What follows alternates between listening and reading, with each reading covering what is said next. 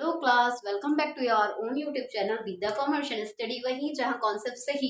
So class, welcome back to your own class. ठीक है, आपकी अपनी क्लास में आपका स्वागत है मेरी तरफ से, क्योंकि आज हम अपना डिस्कस करेंगे बीबीए बीकॉम ऑनर्स के चैप्टर 6 को, जिसमें मैंने अभी तक चैप्टर यहाँ 5 ही मेंशन किया है। तो यहाँ आएगा क्या, चैप्टर 6, जिसका नाम है कंसंट्रेशन, जिसमें हम बिजनेस लॉ में पढ़ेंगे आज बिजनेस रेगुलेटरी फ्रेमवर्क के चैप्टर 6 को, जिसका नाम है कंसंट्रेशन आप लोगों ने पहले भी बहुत बार सुना होगा अपने 11th-12th क्लास में, और सुनते ही आ रहे हैं।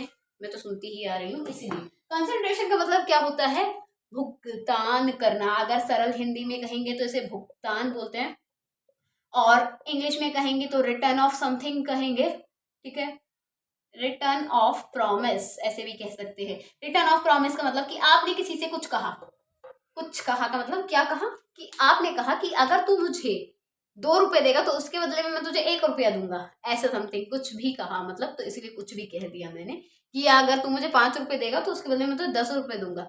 तो उसी को बोलते हैं कंसिडरेशन, कि जब आप किसी से कोई पर्टिकुलर प्रॉमिस कर देते हैं और उसके बदले में आप कुछ देते हैं उसे, तो आप क्या कहेंगे, उसे रिटर्न ऑफ प्रॉमिस भी कहेंगे, कंसिडरेशन भी कहेंगे, या आपके काम का भुगतान भी कह सकते हैं। कि आपने किसी के लिए, आपने मेरे लिए खेत से जाके 10 गन्ने लाके मुझे दिए तोड़ के, ठीक है, तो उसके बदले में मैं आपको कुछ पैसे देती हूँ, तो वो जो पैसे मैं आपको उस काम के बदले में दूंगी उसी को ही कंसिडरेशन कहेंगे। ठीक है, तो इसीलिए कंसिडरेशन का मतलब क्या होता है, इन रिटर्न ऑफ प्रॉमिस। जब आप किसी का कोई काम करते हैं, किसी का कोई वादा पूरा करते हैं, तो आपको जो उसके बदले में दिया जाता है उसी को हम कहते हैं कंसिडरेशन। इसमें सैलरी भी हो सकती है, बोनस भी हो सकता है, XYZ बहुत सारी चीजें इसके अंदर इंक्लूड की जा सकती है। ठीक है, तो कंसिडरेशन का मतलब क्या होता है, जब आपको पे किया जाता है आपके किसी कहे गए स्टेटमेंट के बिहाफ पे, ठीक है, उसी को कंसिडरेशन बोलते हैं। ठीक है, अब हम जानते हैं मीनिंग क्या होता है, कंसिडरेशन की डेफिनेशन क्या होती है।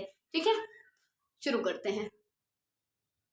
क्या कहती है कंसिडरेशन की डेफिनेशन। पहले हम जानेंगे इसकी डेफिनेशन के बारे में, फिर इसके सेशन के बारे में जानेंगे कि ये किस सेशन के अंडर आती है। तो डेफिनेशन क्या कह रही है कंसिडरेशन की, कंसिडरेशन मीन्स समथिंग मतलब कि कुछ, which is of some value in eye of law. मतलब कि कंसिडरेशन क्या होता है, कुछ ऐसी चीज, कुछ ऐसी वैल्यू जो किसके अंदर हो, हमारे लॉ के अंदर आती हो। ऐसा नहीं जैसे कि फॉर एग्जाम्पल आपने किसी को ड्रग सप्लाई किया, फिर उसके बिहाफ पे वो आपको पैसे दे रहा है, तो वो लॉ के आई के अंडर नहीं आएगा, वो लॉ के अंडर नहीं आएगा, क्योंकि ड्रग सप्लाई करना लॉ के लिए, लॉ की तरफ से, गवर्नमेंट की तरफ से बैन है। तो अगर कुछ ऐसा कर रहे हैं और उसके बदले में आपको कुछ कंसिडरेशन मिल रहा है, तो वो कंसिडरेशन नहीं माना जाएगा, उसे हम वॉइड कर देंगे। ठीक है, तो यही कहा गया है कि consideration means something which is some in the value I of law moving from the plaintiff,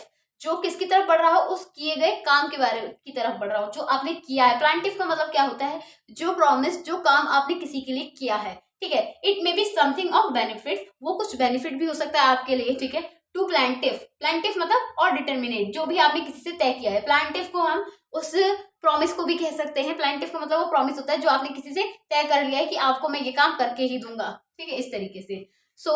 some determinate to a defendant, यानी कि कंसिडरेशन किसको दिया जाता है, उस इंसान को दिया जाता है जो डिटरमाइट कर देता है कि मैं आपके लिए ये काम करके दूंगा। अगर वो आपको वो काम करके दे देता है तो आप उसको क्या देते हैं, कंसिडरेशन देते हैं। ये डेफिनेशन किसने दी है, पैटरसन जे ने दी है। तो क्या कहा है पैटरसन जे जी ने, कि कंसिडरेशन वो होता है जो आपको किसी काम के बदले में दिया जाता है, जो अंडर ऑफ लॉ ऑफ आई आता है, यानी कि लॉ के निगरानी के अंदर आप अगर वो काम कर रहे हैं, उसके बदले आपको कोई कंसिडरेशन मिल रहा है, तो उसके बदले आपको कोई रिटर्न मिल रहा है, उसी को आप क्या बोलेंगे, कंसिडरेशन बोलेंगे। अब ये किसके अंडर आता है, इसके किस सेशन के अंडर ये आता है, इसके बारे में जानते हैं।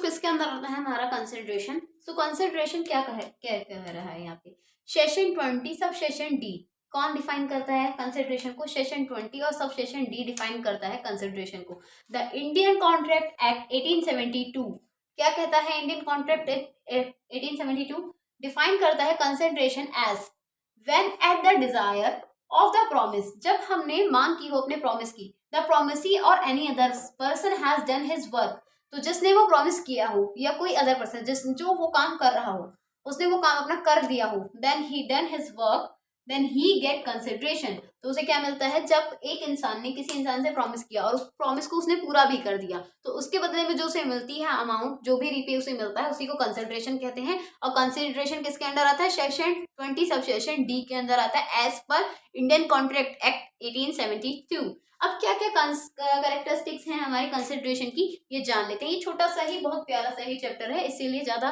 समय नहीं लेगा आपका, बहुत जल्दी ये खत्म भी हो जाएगा। तो अब इसकी कैरेक्टरिस्टिक्स जान लेते हैं, क्या क्या है कंसिडरेशन की कैरेक्टरिस्टिक्स। सो स्टूडेंट, कौन कौन सी कैरेक्टरिस्टिक्स होती है हमारे कंसिडरेशन की, तो लीगल रूल कह दे या फिर कैरेक्टरिस्टिक्स कह दे, कंसिडरेशन दोनों की बात एक ही है, ठीक है। तो क्या कहा गया है, the consideration must B eight the desire of the promisee, यानी कि प्रोमिसर ने जो मांग की हो वो ही होना चाहिए एज अ कंसिडर, उसके अलग कुछ नहीं होना चाहिए। क्योंकि जो आपने उससे डील डन की होगी, जो आपने उससे कहा होगा कि मैं आपको उसके रिटर्न में ये दूंगा, तो आप वही तो देंगे, उससे अपोजिट तो कुछ देंगे नहीं। अगर वो देंगे तो वो एक्सेप्ट नहीं करेगा, तो इसीलिए वही होना चाहिए जिस जो आपने उनसे तय किया हुआ है। फिर क्या है, second thing is it may move from the promisee, यानी कि वो कैसा होना चाहिए कि वो प्रोमिसी की तरफ जा सके, ऐसा कंसिडरेशन होना चाहिए, वो एक्सेप्ट कर सके। Consideration must be real not illusory, यानी कि रियल होना चाहिए, ऐसे नहीं नकली नोट दिखा के दे आए और उसे कहा कि असली है और उसने बेचारे ने धोखे रख भी लिया, क्योंकि उसे पता ही नहीं था कि असली है या नकली है। तो कंसिडरेशन में भी पॉजिटिव और नेगेटिव, वो पॉजिटिव भी हो सकता है और नेगेटिव भी हो सकता है। Consideration must be are lawful, consideration कैसा होना चाहिए, लॉफुल होना चाहिए, इलीगल कुछ नहीं होना चाहिए, तभी वो एज अ कंसिडर क्या किया जाएगा, माना जाएगा, अदरवाइज वो नहीं माना जाएगा। तो ये थी आज की हमारी क्लास में, जिसमें हमने पूरा डिस्कस कर लिया है कंसिडरेशन के बारे में। बहुत छोटी सी प्यारी सी क्लास थी, जो आपको पूरी डिटेल दे चुकी है कंसिडरेशन के बारे में, कैसी हो सकती है, क्या हो सकती है, सब हमने आपको इसमें बता दिया। तो आज के लिए इतना ही class, take care, bye bye, thank you, stay tune with be the commercial study, वहीं जहाँ कॉन्सेप्ट सही।